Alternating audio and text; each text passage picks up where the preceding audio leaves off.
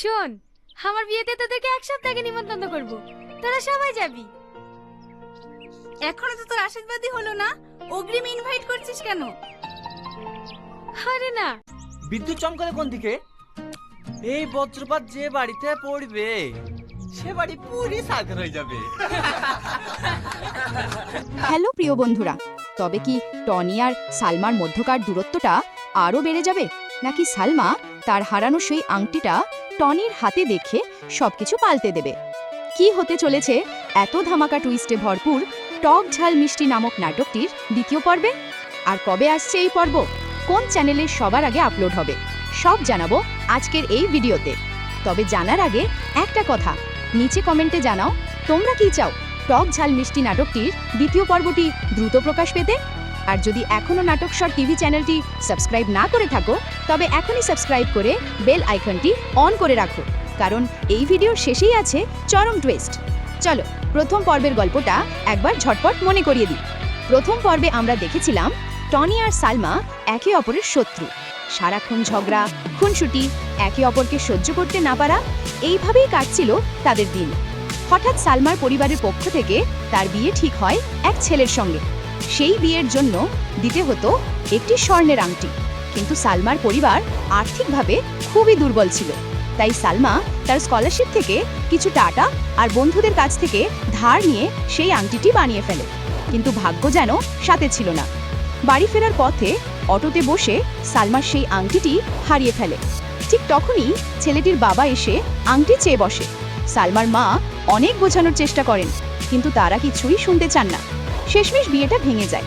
সালমার মা ভেঙে বললেও সালমা বলে ওঠে, যে ছেলে একটা আংটির জন্য বিয়ে ভেঙে দিতে পারে তার সঙ্গে সংসার করব কিভাবে? যা হয়েছে ভালোই হয়েছে। অন্যদিকে সেই হারানো আংটিটা কুড়িয়ে পায় টনি। কিছুক্ষণের মধ্যেই সালমার ফোনে আসে একটি আননোন কল। অপর প্রান্ত থেকে কেউ বলে, আপনার হারানো আংটিটা আমি পেয়েছি, কলকাতায় এসে নিয়ে যাবেন।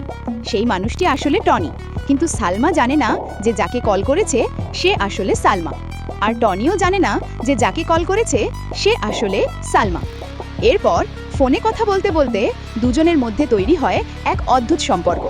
ধীরে ধীরে তারা একে অপরের প্রেমে পড়ে যায়, কিন্তু মজার বিষয়ে রিয়েল লাইফে তারা তখনও একে অপরের শত্রু। স্কুলে দেখা হলেই ঝগড়া, অথচ ফোনে একই মানুষ দুজনের মনে ভালোবাসা জাগাচ্ছে। একদিন ঝগড়াটা চরমে ওঠে। টনি রেগে গিয়ে সালমাকে অনেক কটু কথা বলে ফেলে। সালমা বলে, এর পরিণাম ভালো হবে না। টনি হেসে বলে, দেখব তুই কি করিস। এরপর সালমা প্রতিশোধ নিতে গিয়ে একদিন টনিকে একা পায়, রুমের দরজা বন্ধ করে ফেলে এবং বলে, এখন আমি চিৎকার করব, সবাই এসে দেখবে তুই আমার সর্বনাশ করতে চেয়েছিলি। টনি যতই বোঝানোর চেষ্টা করে সালমা থামে না। সালমা চিৎকার করে ওঠে, বাঁচাও বাঁচাও। সঙ্গে সঙ্গে বন্ধুরা ও শিক্ষকরা এসে দরজা খুলে দেখে টনি ও সালমা একই রুমে।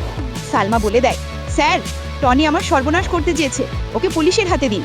পুলিশ এসে টনিকে গ্রেফতার করতে যায়, আর তখনই সালমার চোখ পড়ে টনির হাতে থাকা সেই আংটির দিকে।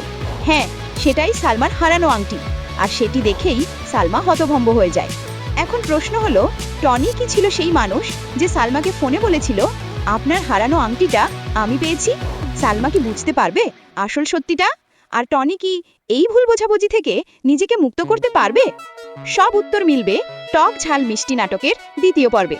তাই প্রিয় দর্শক, নিচে কমেন্টে জানিয়ে দাও তুমি কি চাও এই পর্বটা দ্রুত প্রকাশ হোক, আর সাবস্ক্রাইব করে বেল আইকন অন রাখো, যেন টনি ও সালমার এই ভালোবাসা মিশ্রিত টুইস্ট মিস না করো।